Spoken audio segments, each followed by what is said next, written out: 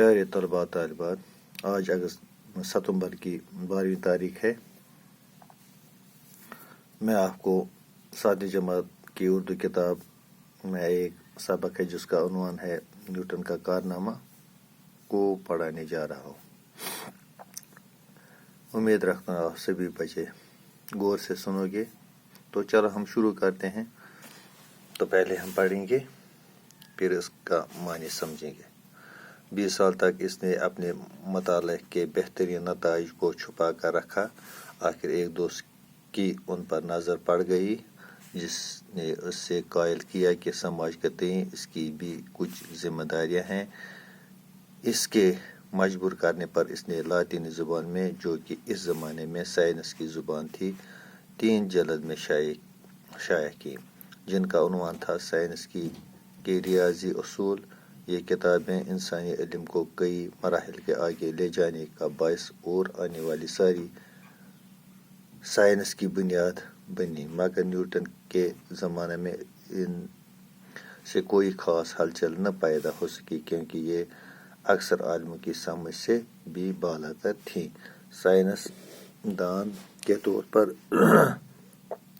اپنے کمال اور عروج تک پہنچ کر نیوٹن کا دل سائنس سے بھر گیا اور اس سے سیاسی درباری پوزیشن کی خواہش ہوئی۔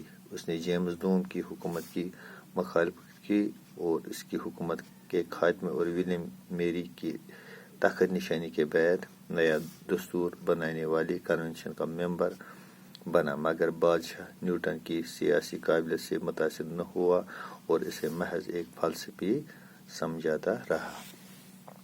پیارے بچوں، 20 سال تک اس نے اپنے مطالعہ کے بہترین نتائج کو چھپا۔ تو نیوٹن نے 20 سال تک اپنے جو مطالعے تھے، اپنی جو اس کی جو ڈسکوریاں تھی ریاض کے علوم کے متعلق کو اس نے چھپا کر رکھا۔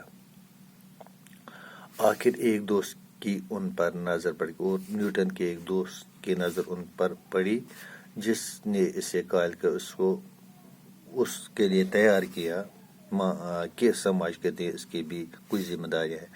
اس نے اس سے کہا کہ آپ کو بھی سماج کی کچھ ذمہ داریاں ہیں۔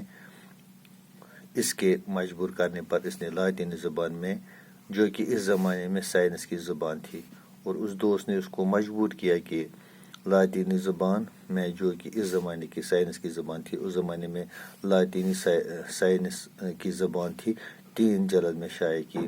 اس نے جو دریافتیں کی 3 جلد میں اس نے ان عنوان کو شائع کیا، جو اس نے تحقیق کی سائنس کے ریاضی اصول، اور اس کے جو اس کتاب کے جو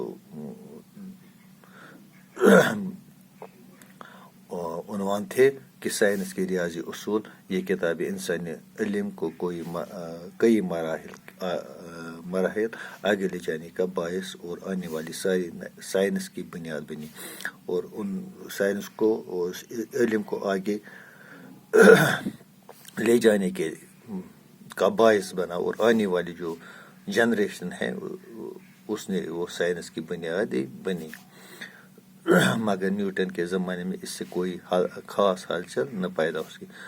نیوٹن کے زمانے میں اس نے یہ جلدیں شائع کیے اور اس نے جو تحقیقیں کیے اور اس نے جو لکھا اس کتاب میں، اس سے کوئی ہلچل پیدا نہ ہو سکی۔